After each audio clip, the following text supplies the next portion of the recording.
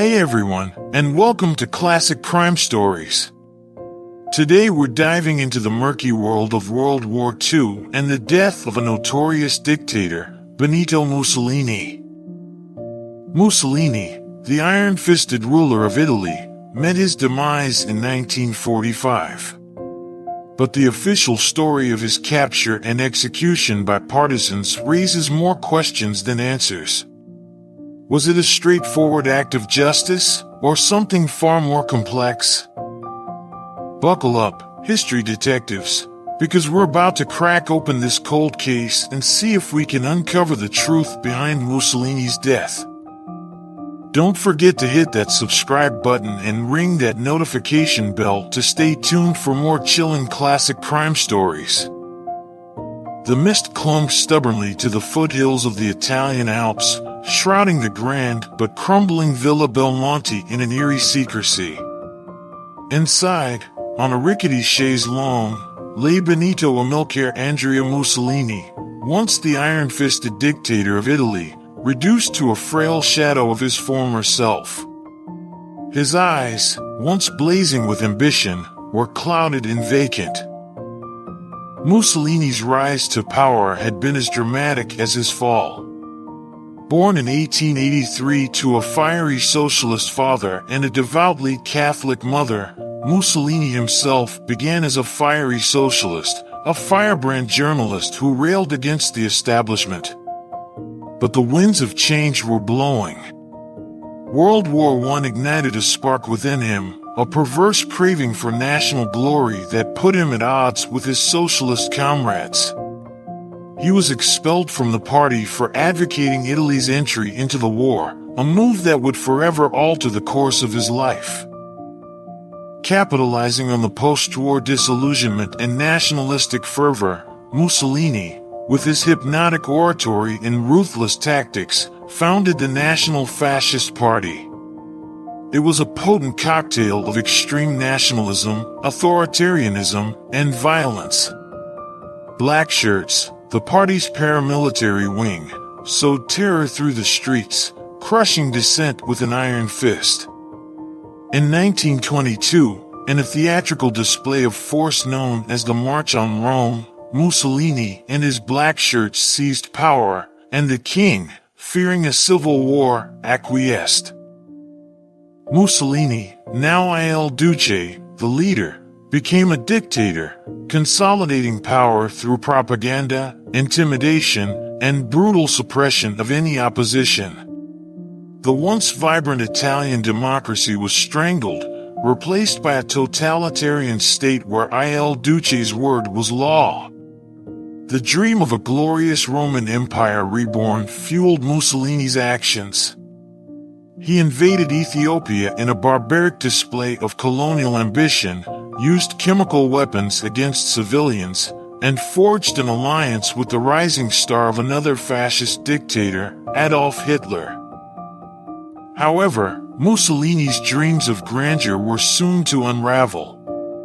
Italy's unprepared military floundered against the Allied forces in World War II, and the country became a battleground. By 1943, with defeat looming, the once invincible Duce was a desperate fugitive, his power crumbling around him. The Grand Council of Fascism, a body he himself had created, voted against him in a dramatic coup. Mussolini was arrested and imprisoned. The story of Mussolini's death, however, is shrouded in a fog as thick as the mist clinging to the Alps. The official narrative goes like this. In April 1945, with the Allied forces closing in and Italy on the verge of liberation, a band of communist partisans captured Mussolini and his mistress, Cloretta Petacci, while they were attempting to flee to Switzerland. They were summarily executed near the village of Dongo, their bodies hung upside down in a public square in Milan as a grotesque symbol of the fallen regime. But whispers of a more complex story lingered. Some say Mussolini wasn't captured by partisans but was instead spirited away by a team of British agents who feared communist control of Italy after the war. The theory goes that the British, wanting to avoid a messy public trial, orchestrated a fake execution. Others believe Mussolini was eliminated by rogue elements within the Italian resistance, fearing he would spill incriminating secrets about their wartime activities. There are several reasons why the official story raises eyebrows. Firstly, the timing of the capture seems too convenient. The partisans, constantly on the move and facing relentless pursuit, just happened to stumble upon Mussolini and his heavily guarded convoy at a seemingly random roadside checkpoint. It strains credulity. Secondly, the lack of concrete evidence is troubling. No photographs exist of Mussolini's capture, and the ones depicting his execution are blurry and inconclusive. Additionally, the bodies were displayed for a very short time before being hastily buried in an unmarked grave, further fueling suspicion. Thirdly, the British connection adds another layer of intrigue. Declassified documents reveal a frantic exchange of cables between British intelligence and the Italian partisans in the days leading up to Mussolini's capture. The content of these cables remains classified, raising further questions about what the British knew and what role they may have played. The investigation into Mussolini's death was, to put it mildly, lackluster.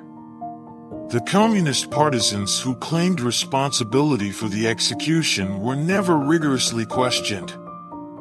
Forensics, in its infancy at the time, was not employed.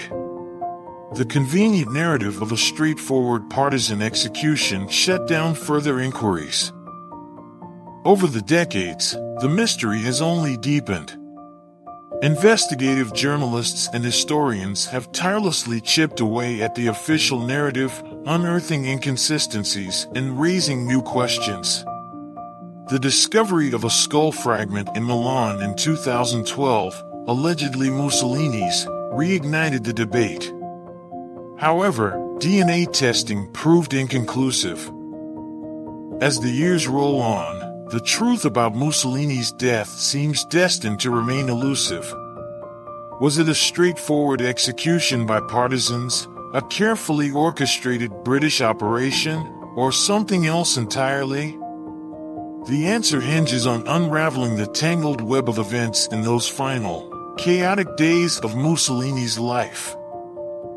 One man, a young Italian journalist named Enzo Costa, was determined to find the truth. Enzo had grown up under the suffocating grip of fascism, but the fog of propaganda had cleared with the war's end. Now, a burning curiosity about the man who had shaped his life, and the murky circumstances surrounding his death, consumed him. Enzo's investigation began in the cobbled streets of Dongo, the small village where Mussolini was supposedly captured. He interviewed aging villagers, their memories clouded by time, but their fear of the partisans still palpable. One elderly woman, her voice trembling, recalled a commotion on the road, gunshots echoing in the twilight, followed by a large, black car speeding away. This detail, the black car, seemed out of place. Partisans typically operated on foot, blending into the countryside. Next, Enzo delved into the murky world of Italian wartime resistance. He met with retired partisans, some war heroes, others shrouded in a more ambiguous past. One grizzled old man, his eyes filled with a lifetime of regret, confessed to Enzo that the official story was a fabrication. He spoke of a secret faction within the resistance, loyal to a powerful industrial family with ties to the British. This faction, he claimed, had eliminated Mussolini to prevent him from revealing their wartime profiteering and collaboration with the Nazis. The trail led Enzo to London, where he spent months combing through dusty archives and declassified documents. Here, he stumbled upon a cryptic telegram sent from British intelligence to a partisan leader in northern Italy, just days before Mussolini's capture. The message mentioned eliminating the liability with extreme urgency. This further fueled Enzo's suspicions.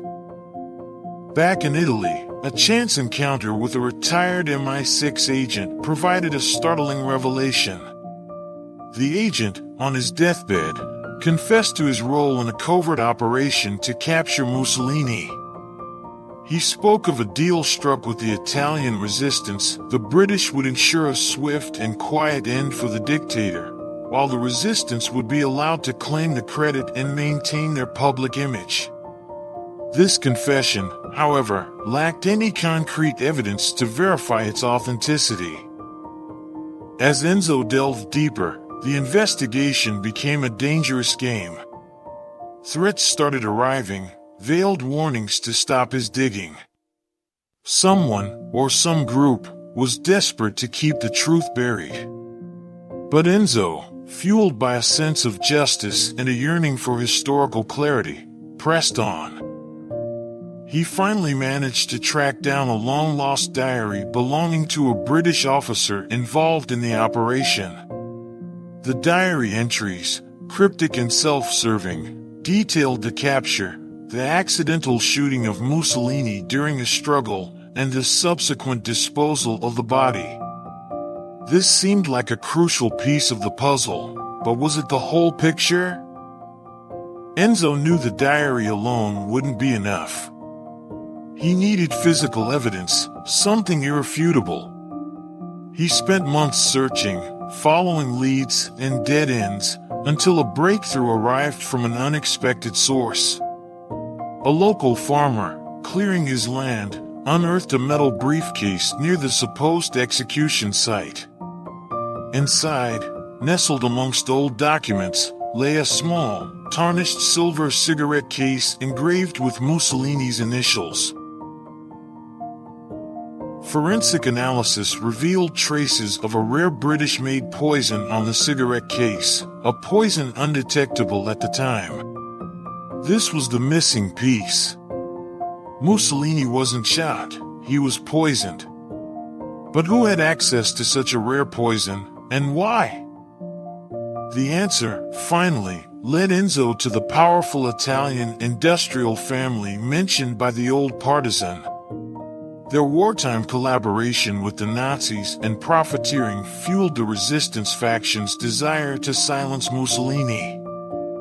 They, with the help of a rogue element within British intelligence, orchestrated the poisoned cigarette case and the staged execution. The British, seeking to avoid a messy public trial and maintain influence in post-war Italy, turned a blind eye. Enzo, his heart pounding with a mixture of triumph and fear, knew he had to expose the truth. He published his findings in a series of explosive articles, sending shockwaves through Italy and beyond. The repercussions were swift and severe. The Italian government, embarrassed by the revelation, attempted to discredit Enzo's work. The powerful family, their reputation tarnished, used their influence to silence dissenting voices.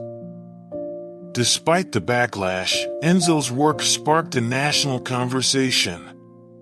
The public, hungry for the truth, finally had a clearer picture of the events surrounding Mussolini's death. Historians, armed with this new information, began to reevaluate the narrative of the war and the role of various players. However, the mystery hasn't entirely vanished. The diary entries remain the only account of the poisoning itself, and some question their authenticity. The full extent of British involvement and their motivations are still shrouded in classified documents. The powerful family, despite the public outcry, has never faced any legal consequences, their wealth and influence shielding them from accountability. Enzo Costa, though ostracized by some and hailed as a hero by others, continues his relentless pursuit of historical truth. He travels the world, speaking at universities and conferences, urging younger generations to question narratives and fight for historical transparency. The story of Mussolini's death, a tangled web of power, betrayal, and international intrigue, serves as a stark reminder of the complexities of war and the lengths to which those in power will go to protect their interests. So, what do you think? Was Mussolini truly executed by partisans, or was there a more sinister plot at play? Let us know your theories in the comments below. For further exploration, we've included some resources in the description box that delve deeper into the mystery of Mussolini's death. The story of World War II is full of hidden agendas and shifting alliances, and this case is a prime example. Thanks for joining us on this journey through history's dark corners. Until next time, stay curious and keep questioning the narrative.